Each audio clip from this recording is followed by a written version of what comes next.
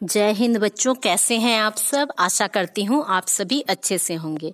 तो आज हम क्लास 8 के विज्ञान को पढ़ेंगे। विज्ञान की पाठ्यपुस्तक में पाठ 13 में है संश्लेषित रेशे और plastic, synthetic fibres and plastic.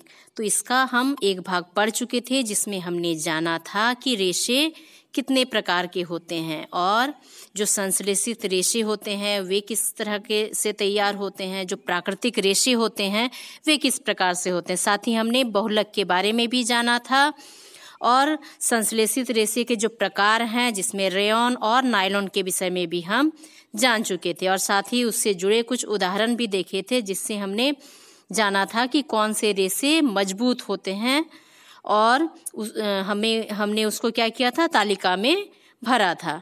तो आज इस पाठ को आगे बढ़ाते हुए हम संश्लेषित रेशे के जो अन्य प्रकार हैं उसके बारे में चर्चा करेंगे। तो आज हम पढ़ेंगे जो तीसरे नंबर में है पॉलिएस्टर। तो पॉलिएस्टर भी क्या है, एक संश्लेषित रेशा है। पॉलिएस्टर एक अन्य संश्लेषित तंतु है। इसे इंग्लैंड में टेरिलिन, अमेरिका में डेक्रॉन और भारत में टेरिन कहते हैं। तो पॉलिएस्टर जो है तंतु है जो वो भी एक संश्लेषित रेशा है जिसको प्रयोगशाला में बनाया जाता है। तो पॉलिएस्टर तंतु से बने वस्त्रों में आसानी से सिलवट्टे नहीं आती है। मतलब ये जो पॉलिएस्टर है इसमें सिकुड़न नहीं आता। जैसे सूती के कपड़े जब हम एक बार धोते हैं तो उसमें सिकुड़न आ जाता है, फिर उसको हमको आयरन करना पड़ता है। लेकिन जो पॉलिएस्टर तंतु है उसमें सिलवट्टे नहीं आते हैं। इसे धोना आसान होता है, इसको आसानी से धो सकते हैं और धोने के बाद भी ये आसानी से सूख जाता है। अतः यह वस्त्र उद्योग में काफ़ी उपयोगी है। टेरिलिन का उपयोग कमीज, पैंट, साड़ी, पर्दे तथा अन्य वस्त्रों के निर्माण में किया जाता है। टेरिलिन जो है वो एक लोकप्रिय पॉलिएस्टर है और इससे काफ़ी महीन रेशे खींचे जा सकते हैं। जो इसके रेशे हैं वो महीन महीन बनाए जा सकते हैं जिन्हें किसी भी अन्य धागा की भांति बुना जा सकता है। जिस तरह से धागों को बुनकर कपड़े बनाए जा सकते हैं उसी तरह से जो पॉलिएस्टर होता है वो भी काफ़ी महीन धागा होता है और उससे कपड़े बुने जा सकते हैं। पेट पॉलिएस्टर का एक काफ़ी सुपरिचित रूप है और इसका उपयोग बोतल, जो घरेलू बर्तन होते हैं या अन्य उपयोगी जो उत्पाद होते हैं उसके निर्माण में किया जाता है। तो जो बोतल का निर्माण किया जाता है वो भी पॉलिएस्टर से किया जाता है। तो पॉलिएस्टर रेशे पेट्रोलियम उत्पादों से बनाए जाते हैं। जो पॉलिएस्टर रेशा होता है वो जो पेट्रोलियम के उत्पाद प्राप्त होते हैं उसी की सहायता से तैयार किए जाते हैं। प्राकृतिक एवं संश्लेषित रेशों से प्राप्त मिश्रित रेशे। तो जो प्राकृतिक और संश्लेषित रेशे हैं दोनों के मिश्रण से जो रेशे प्राप्त होते हैं। वास्तव में पॉलिएस्टर मतलब पॉली प्लस एस्टर से बना है। तो ये जो पॉलिएस्टर है वो एक रासायनिक उत्पाद है। एस्टर की आवृत्ति इकाइयों से बना होता है। तो एस्टर वे रासायनिक पदार्थ हैं जो फलों को उनकी गंध प्रदान करते हैं। फलों को उनका जो गंध है वो प्रदान करते हैं, जो एस्टर होते हैं।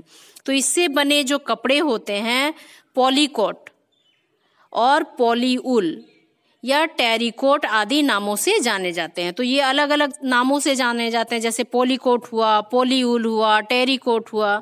तो जो पॉलीकोट और पॉलिएस्टर एवं जो सूती रेशे हैं उसका मिश्रण होता है। तो पॉलीकोट क्या होता है, जो पॉलिएस्टर और जो सूती रेशे होते हैं उसको मिश्रण करके बनाया जाता है पॉलीकोट।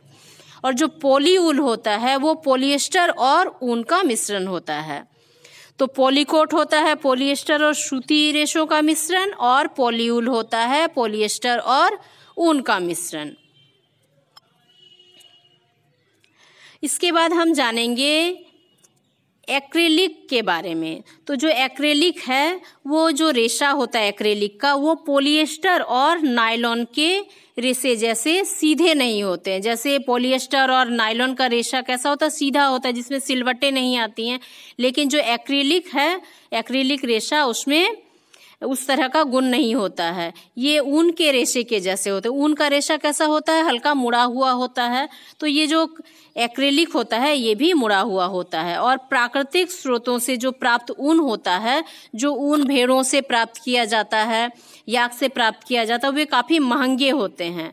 तो उसके विकल्प के रूप में एक्रेलिक रेशों का प्रयोग किया जाता है।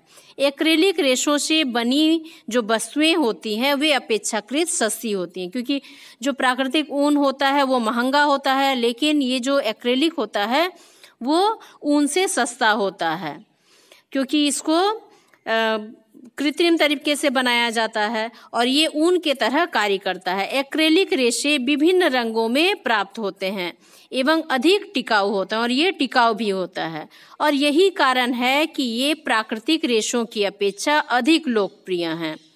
तो ये जो एक्रेलिक है ये जो प्राकृतिक रेशों के अपेक्षा अधिक लोकप्रिय, क्या कारण है? क्योंकि ये मजबूत होते हैं, अलग अलग रंगों में मिलते हैं और साथ ही सस्ते भी होते हैं। तो इन रेशों का उपयोग प्रायः स्वेटर बनाने के लिए, शॉल बनाने के लिए, कंबल बनाने के कार्यों में किया जाता है। क्योंकि ये ऊन से सस्ते होते हैं, इसलिए इसका उपयोग इन सब चीज़ों में करके सस्ते दामों पर स्वेटर, शॉल, कंबल प्राप्त किया जा सकता है। सर्दियों में जो स्वेटर, शॉल या कंबल ओढ़ते हैं उसमें से अधिकतर जो होते हैं वो एक्रेलिक रेशों से बना होता है, क्योंकि ये सस्ता भी होता है, लोगों तक आसानी से उपलब्ध हो पाता है। इसके बाद है संश्लेषित रेशों के गुणधर्म। तो जो संश्लेषित रेशे हैं उनके क्या गुण हैं? तो कल्पना कीजिए कि आपको विद्यालय जाना है और वर्षा हो रही है। आपको विद्यालय जाना है और जोरों से बारिश हो रहा है, तो आप क्या करेंगे? तो आप छाता लेंगे या फिर बरसाती का प्रयोग करेंगे। तो जो आपका छाता है या फिर जो आपका बरसाती है, रेनकोट है, तो वो आपको वर्षा से कैसे भीगने से बचाता है? यदि आप ऐसे कपड़े पहन के जाएंगे तो आप भीग जाएंगे, लेकिन उसके बदले यदि आप छाता लेंगे या फिर रेनकोट लेंगे, आपका जो बरसाती है उसको लेंगे, तो आप नहीं भीगेंगे। तो क्या कारण है? तो कारण ये है कि ये जो बरसाती है या फिर छाता है ये खास तरीके के रेशों से तैयार होता है, जो आपको बारिश में भीगने से बचाता है, क्योंकि ये बारिश में नहीं भीगता है। तो हम कुछ क्रियाकलाप करेंगे और जो संश्लेषित रेशे हैं उनके गुणों के बारे में और भी जानने का प्रयास करेंगे। अब हम क्रियाकलाप 2 को देखते हैं। तो इसके लिए क्या करेंगे? एक ही आकार, मतलब एक ही माप के जो प्राकृतिक रेशे हैं और संश्लेषित रेशे हैं के 2 टुकड़े लेंगे। तो 2 हम कपड़ों के टुकड़े लेंगे, एक होगा प्राकृतिक रेशे का और एक होगा संश्लेषित रेशे का। अब क्या करेंगे? 2 मग में जल की समान मात्रा लेंगे, 2 मग पानी लेंगे और उसमें समान मात्रा में पानी लेंगे। अब प्रत्येक मग के जल में कपड़े के एक एक टुकड़ों को भिगाएंगे। तो 2 मग में समान मात्रा में पानी लेंगे और समान कपड़े का टुकड़ा लेंगे। तो जो प्राकृतिक रेशे से बना कपड़े का टुकड़ा है उसको एक मग में डालेंगे और एक मग में संश्लेषित रेशे से बना टुकड़ा डालेंगे। तो 5 मिनट बाद कपड़ों को मग से बाहर निकालेंगे। 5 मिनट तक उसको उस मग में डालेंगे, फिर निकाल लेंगे। तो अब इन कपड़ों को कुछ समय के लिए रस्सी पर अलग अलग फैला देंगे। अब क्या करेंगे? एक रस्सी टांगेंगे और उस रस्सी में अलग अलग ये कपड़े को टांग देंगे, एक तरफ प्राकृतिक रेशे वाले कपड़े को और एक तरफ संश्लेषित रेशे वाले कपड़े को, जैसा हम कपड़े सुखाते हैं। तो दोनों मग में बचे पानी की मात्रा एवं दोनों कपड़ों के सूखने में लगे समय की तुलना कीजिए। तो हमने समान पानी लिया था मग में, तो जब हम वहां से कपड़े को निकालेंगे तब हम देखेंगे कि कौन सा कपड़ा अधिक पानी सोखता है और किस कपड़े को सूखने में अधिक समय लगता है और किस कपड़े को सूखने में कम समय लगता है। तो ये सारे चीज़ों को हम देखेंगे। तो आप अपने घरों में भी कर सकते हैं। तो एक मग में क्या करेंगे? सूती कपड़ा डालेंगे और एक मग में सिंथेटिक कपड़ा डालेंगे। फिर देखेंगे कि कौन अधिक पानी सोख रहा है और किसको सूखने में अधिक समय लग रहा है। तो जो हमने क्रियाकलाप किया तो उस क्रियाकलाप से यह निष्कर्ष निकलता है कि जो संश्लेषित रेशे से निर्मित वस्त्र का टुकड़ा है वो प्राकृतिक रेशे से निर्मित वस्त्र की अपेक्षा कम जल सोखता है। तो इसमें हम क्या निष्कर्ष निकालेंगे कि जो संश्लेषित रेशा से निर्मित कपड़ा है वो प्राकृतिक रेशों से निर्मित कपड़े की अपेक्षा कम जल को सोखता है। तो प्राकृतिक जो रेशे से बना कपड़ा है वो अधिक जल सोखता है, साथ ही उन्हें सूखने में भी कम समय लगता है। तो जो संश्लेषित रेशा है उसको सूखने में कम समय लगता है और वो पानी को भी कम सोखता है, लेकिन जो प्राकृतिक रेशा है वो पानी को अधिक सोखता है और उसको सूखने में भी अधिक समय लगता है। संश्लेषित कपड़ा सिकुड़ता नहीं है, तो जो संश्लेषित कपड़ा है वो नहीं सिकुड़ता है, लेकिन जो प्राकृतिक रेशों से बना कपड़ा है वो सिकुड़ता है। तो इसी कारण संश्लेषित रेशों से बने कपड़े को धो और पहनो कहते हैं, वॉश एंड वेयर, क्योंकि वो आसानी से धोकर आप पहन सकते हैं तुरंत, लेकिन जो प्राकृतिक रेशे से बने कपड़े हैं उसको जब हम धोएंगे तो वो सूखने में भी अधिक समय लगेगा और उसको सूखने के बाद वो सिलवट्टे पड़ जाएंगे, फिर उसको आयरन करना पड़ेगा। लेकिन जो संश्लेषित रेशे से बना कपड़ा है उसको आप धोइए, तुरंत वो सूख जाएगा और फिर आप पहन लीजिए। तो अब आप बताइए कि जब आप घर में रसोई में काम करते हैं उस समय सूती कपड़ा पहनने के लिए क्यों कहा जाता है? तो क्या कारण है कि घरों में रसोई में सूती कपड़ा पहनने के लिए कहा जाता है? क्योंकि घर में जो रसोई होता है उसमें आग का प्रयोग होता है, जो खाना बनाते हैं तो आग जलाना पड़ता है। तो जो संश्लेषित रेशे होते हैं वे बहुत जल्दी आग पकड़ लेते हैं, यदि हमारा ध्यान थोड़ा भी इधर उधर भटका तो वो उसमें आग लग जाएंगे। लेकिन जो प्राकृतिक रेशों से बना कपड़ा है उसमें जल्दी आग नहीं लगता है। तो यही कारण है कि रसोई में हमको संश्लेषित कपड़े जो होते हैं, रेशों से बने कपड़े, उनको पहनने से मना किया जाता है। हमें प्राकृतिक रेशों से बने कपड़े पहनने को कहा जाता है, जैसे सूती का कपड़ा, क्योंकि वो आसानी से आग नहीं पकड़ता है। अब हम रेशों की पहचान कैसे करेंगे? रेशे की पहचान, तो रेशों की पहचान उनके जलने की जो दर है, वो कितने समय में आग पकड़ ले रहा है, जल रहा है, जलने की जो गंध है एवं प्राप्त जो राख है उसका रंग के आधार पर हम उसका पहचान कर सकते हैं। तो किस तरह से करेंगे, चलिए देखते हैं। तो पहला है कि सूती वस्त्र, जो सूती कपड़े होते हैं वे शीघ्र, जल्दी एवं पीली लौ के साथ जलता है। जो सूती कपड़ा होता है वो जल्दी जलता है और पीली लौ के साथ जलता है, और जलने पर उसमें कागज जलने जैसी गंध आती है। तो जब सूती कपड़ा जलता है तो उसमें कागज जैसा जलने से गंध आता है, वैसा ही गंध आता है। साथ ही जो राख होता है, जलने के बाद जो राख होता है वो भूरे रंग का होता है। दूसरा है रेशमी वस्त्र, तो रेशमी वस्त्र को जलाने पर वो शीघ्र ही जल जाते हैं, वो आसानी से जल जाते हैं, तथा बालों के जलने के समान गंध आते हैं। तो हमारे जो बाल होते हैं वे जलने से जिस तरह का गंध आता है, रेशमी वस्त्रों के जलने पर भी वैसा ही गंध आता है। जले हुए किनारों पर चिपचिपे दाने पड़ जाते हैं, और जो जले हुए किनारे होते हैं उसमें चिपचिपा सा दाना दाना हो जाता है, और इसका जो राख होता है उसमें भी दाने पाए जाते हैं। तो इस तरह से आप समझ सकते हैं कि कौन सा सूती कपड़ा है, कौन सा रेशमी कपड़ा है। अब ऊन का पहचान कैसे करेंगे? तो जो ऊनी वस्त्र होते हैं वे धीरे धीरे जलते हैं, और इनको जलाने पर जो बाल जलने का गंध होता है वैसा गंध आता है। और अपशिष्ट जो पदार्थ होते हैं वे काले रंग के गुब्बारे जैसे होते हैं। तो जो अपशिष्ट बचता है उसमें गुब्बारा जैसा बन जाता है, काले रंग का गुब्बारा जैसा आकृति बन जाता है जब वो जलते हैं उसके बाद में, अंत में। अब रेयॉन का पहचान कैसे करेंगे? तो जो रेयॉन वस्त्र हैं वे जल्दी ही जलकर पिघल जाते हैं और काले दाने से पड़ जाते हैं, काला काला दाना हो जाता है, और इसके जलने पर कागज या रस्सी जलने के समान गंध आता है। जब इसको जलाया जाता है तो जैसा कागज जलने पर गंध आता है या फिर रस्सी के जलने पर गंध आता है वैसा ही गंध आता है। और जो राख बचता है वो भूरे रंग का होता है। इसके बाद हम देखेंगे नायलॉन। तो नायलॉन जो है वो जब हम उसको जलाते हैं वो पिघल जाता है, परंतु जलती नहीं है, लेकिन वो जलता नहीं है। नायलॉन को जब हम जलाएंगे तो वो पिघल जाता है लेकिन वो नहीं जलता है। इसके बाद हम देखेंगे प्लास्टिक। तो प्लास्टिक क्या होता है? तो गर्म अवस्था में प्लास्टिक को आसानी से अपनी इच्छानुसार किसी भी सांचे में ढाला जा सकता है। तो जब प्लास्टिक गर्म होता है, पिघला हुआ अवस्था में होता है, तो उसको किसी सांचे में डालकर उसका आकार दिया जा सकता है। और इसी गुण के कारण आज हमारे दैनिक जीवन के उपयोग की काफी वस्तुएं प्लास्टिक की बनी हुई हैं। तो हम अपने घरों में देखेंगे कि जो हमारे दैनिक उपयोग की जो चीजें हैं अधिकतर वे प्लास्टिक की बनी होती हैं, क्या कारण है? क्योंकि प्लास्टिक को आसानी से गलाकर सांचे में ढाला जा सकता है, किसी भी आकार में उसको बदला जा सकता है। तो आप घर पर प्रतिदिन काम में आने वाली प्लास्टिक की जो वस्तुएं हैं उनकी सूची बनाइए और उसके उपयोग की सूची को तालिका में भरिए।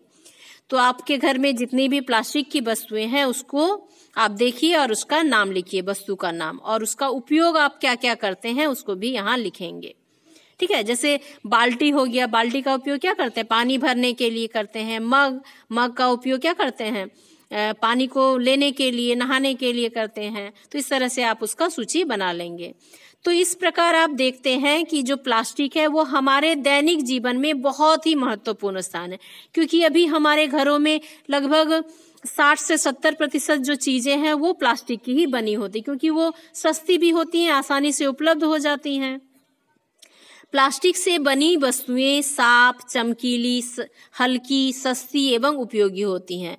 और भी प्लास्टिक के बहुत सारे गुण हो जाते हैं, जैसे वो चमकीला होता है, हल्का होता है, सस्ता भी होता है, और हल्का होने के कारण उसका उपयोग भी आसानी से हम कर सकते हैं। प्लास्टिक भी एक बहुलक है। प्लास्टिक क्या है? वो भी एक बहुलक है, पॉलीमर है। और सभी प्लास्टिक में इकाइयों की जो व्यवस्था है वो एक समान नहीं होती है। कुछ में यह एक रेखीय होती है और कुछ में शाखीय होती है। जैसे यहाँ चित्र ए में दिखाया गया है, ये है एक रेखीय, मतलब एक रेखा में है, और चित्र बी में दिखाया गया है शाखीय, तो इस तरह से जुड़ा हुआ है, तो ये है शाखीय। तो अलग अलग प्लास्टिक में अलग अलग व्यवस्था होती है। तो पहला वाला में था रेखीय और दूसरा वाला में क्रॉसबद्ध व्यवस्थाएं थी। अब हम देखेंगे प्लास्टिक के प्रकार। तो प्लास्टिक भी बहुत अलग अलग प्रकार के होते हैं। तो अब प्लास्टिक के एक टुकड़े को मोड़ने का प्रयास कीजिए। तो कोई भी प्लास्टिक का टुकड़ा लेंगे और उसको आप मोड़ने का प्रयास करेंगे, तो आप देखेंगे कि कुछ प्लास्टिक की जो वस्तुएं हैं वो आसानी से मुड़ जाती है, जबकि कुछ वस्तुओं को मोड़ने के लिए बल लगाने पड़ता है। तो बल लगाना पड़ता है, साथ ही ज्यादा बल लगाएंगे तो वो टूट भी जाती है। तो कुछ जो प्लास्टिक है वो मुड़ जाती है, लेकिन कुछ को बहुत ताकत लगाना होता है और वो टूट जाता है अधिक ताकत लगाएंगे तो आपने देखा होगा कि जब प्लास्टिक की बोतल में गर्म जल डाला जाता है, यदि कोई प्लास्टिक का बोतल है और उसमें गर्म पानी हम भर देंगे तो वो जो प्लास्टिक का बोतल है वो मुड़ जाएगा, उसका जो आकृति है वो खराब हो जाएगा, विकृत हो जाएगा। तो ऊष्मा के प्रति प्लास्टिक के इस गुण के आधार पर इसको 2 भागों में बांटा गया है। तो देखिए यहाँ चित्र में क्या दिख रहा है, ये चेयर है, बाल्टी है, ग्लास है प्लास्टिक का, ये खिलौना है। तो थर्मोप्लास्टिक से बनी वस्तुएं, ये क्या है? थर्मोप्लास्टिक से बनी वस्तुएं हैं। तो ऊष्मा सुघट्य प्लास्टिक, थर्मोप्लास्टिक कौन कौन से हैं? तो वैसे प्लास्टिक जो गर्म करने पर आसानी से विकृत हो जाते हैं। तो कुछ प्लास्टिक ऐसे होते हैं जिनको हम गर्म करते हैं तो वे मुड़ जाते हैं, उसका जो आकार है वो अलग हो जाता है। जैसे चेयर हो गए, चेयर को यदि हम गर्म करेंगे तो उसका आकार विकृत हो जाएगा। प्लास्टिक के जो बाल्टी है उसको गर्म करेंगे तो उसका आकार भी बदल जाएगा, विकृत हो जाएगा। तो वैसे प्लास्टिक जो गर्म करने पर आसानी से विकृत हो जाते हैं और आसानी से मुड़ जाता है तो उसे कहते हैं थर्मोप्लास्टिक या ऊष्मा सुघट्य प्लास्टिक कहा जाता है। जैसे हमने ऊपर उदाहरण देखा, तो जैसे पॉलीथीन और पॉलीवाइनिल क्लोराइड जो होता है पीवीसी, तो इसका उपयोग खिलौने, कंघी, बोतल तथा पाइप इत्यादि बनाने के लिए किया जाता है। ये होते हैं थर्मोप्लास्टिक। इसके बाद है ऊष्मादृढ़ प्लास्टिक। तो कुछ प्लास्टिक ऐसे होते हैं जो ऊष्मादृढ़ होते हैं, थर्मोसेटिंग प्लास्टिक। तो ये जो ऊष्मादृढ़ प्लास्टिक होते हैं वे कैसे होते हैं? तो वैसे प्लास्टिक जो गर्म करने पर अधिक मुलायम नहीं होते हैं। तो जब हम उनको गर्म करते हैं तो वे अधिक मुलायम नहीं होते हैं। इन्हें एक बार ही इच्छित आकार में ढाला जा सकता है, बस एक बार, पहली बार ही उसको गलाकर आकार में ढाला जा सकता है, और उसके बाद यदि हम उसका आकार बदलने का कोशिश करेंगे तो वो नहीं होगा, और बाद में पिघलकर कोई दूसरा आकार नहीं दे सकते हैं इस तरह के प्लास्टिक को, जो ऊष्मादृढ़ प्लास्टिक होते हैं। तो ऐसे प्लास्टिक ऊष्मादृढ़ प्लास्टिक या थर्मोसेटिंग प्लास्टिक कहलाते हैं। तो ये जो ऊष्मा सुघट्य प्लास्टिक होता है, जो थर्मोप्लास्टिक होता है, उसकी अपेक्षा ये अधिक कठोर होते हैं और मजबूत होते हैं। तो थर्मोसेटिंग प्लास्टिक 2 प्रकार के होते हैं। तो देखिए ऊपर चित्र में दिखाया गया है, ये प्लेट है, ये जो इलेक्ट्रिक स्विच बोर्ड है, ये प्लेट है, ये हैंडल है जो आपका कढ़ाई का हैंडल है, ये जो कंटेनर है जो बोतल है जिसमें आप सामान रखते हैं, मसाले वगैरह रखते हैं, ये तार का जो प्लास्टिक है जिसमें कवर किया हुआ है, तो ये सारे थर्मोसेटिंग प्लास्टिक द्वारा ही निर्मित हैं। तो ये सारे क्या हैं? थर्मोसेटिंग या ऊष्मादृढ़ प्लास्टिक हैं। तो जो थर्मोसेटिंग प्लास्टिक है या फिर ऊष्मादृढ़ प्लास्टिक है उसको 2 भागों में बांटा गया है। एक है बेकेलाइट। तो यह जो बेकेलाइट है ये ऊष्मा और विद्युत का कुचालक होता है और इसका उपयोग बिजली के जो उपकरण होते हैं, स्विच होते हैं और विभिन्न प्रकार जो बर्तन होते हैं, बर्तन का जो हैंडल होता है, टेलीफोन के जो उपकरण होते हैं उसके जो बाहरी ढांचा होता है, रेडियो या टेलीविजन के जो कैबिनेट होते हैं उसको बनाने के लिए प्रयोग किया जाता है बेकेलाइट प्लास्टिक का। इसके बाद और एक इसका प्रकार होता है मेलामाइट। तो मेलामाइन जो प्रकार होता है यह आग का प्रतिरोधक होता है। तो ये ऊष्मा को सहने की अधिक क्षमता होती है। तो इसमें ऊष्मा को अधिक सहने की क्षमता होती है और इसका उपयोग जो फर्श का टाइल होता है या फिर रसोई के जो बर्तन होते हैं, कपड़े जो होते हैं रसोई के, तो उसको बनाने में इसका प्रयोग किया जाता है जो मेलालाइन होता है। इसलिए ये जो मेलालाइन होता है इसका प्रयोग जो आग बुझाने वाले लोग होते हैं उनके जो कपड़े होते हैं वे मेलालाइन के बने होते हैं। उसमें मेलालाइन प्लास्टिक का परत चढ़ा होता है जिसके कारण वे आग में नहीं जलते हैं। तो संश्लेषित रेशे आसानी से आग पकड़ लेते हैं, परंतु आग बुझाने वाले ऐसे क्या होता है कि जो संश्लेषित रेशे होते हैं वे आसानी से आग पकड़ लेते हैं, लेकिन जो मेलालाइन है तो उसको क्या किया जाता है, जो लोग आग बुझाते हैं उनके कपड़ों के ऊपर परत चढ़ाया जाता है। तो आग बुझाने वाले कर्मचारियों के कपड़ों पर मेलालाइन प्लास्टिक की परत चढ़ी होती है जो उसे अग्निरोधक बनाता है। और जब वे आग बुझाने के लिए वैसे जगहों में जाते हैं जहां आग लगी है, तो जब वे ऐसे कपड़े पहनते हैं जिसमें मेलालाइन की परत लगी हो, मेलालाइन प्लास्टिक की, तो उनको आग नहीं लगता, वे आग से बच जाते हैं। तो इस तरह से देखिए संश्लेषित जो रेशे हैं उसके भी बहुत सारे उपयोग हैं। हमने उसके अलग अलग प्रकारों को जाना और प्राकृतिक रेशा का भी अपना एक महत्व है, उसका भी अपना एक उपयोगिता है। तो दोनों तरह के जो रेशे हैं वे अपना अपना दोनों का महत्व है। तो इस तरह से हम यहाँ तक पढ़ लिए। आशा करती हूँ कि आप इसको समझे होंगे और इसका जो बाकी भाग है उसको हम नेक्स्ट पार्ट में कंप्लीट करेंगे। और आज हमने जहाँ तक पढ़ा है उतने में यदि आपको कोई भी दिक्कत हो तो जरूर कमेंट करेंगे। तो आज के लिए इतना ही। आप पढ़ते रहिए। Thank you.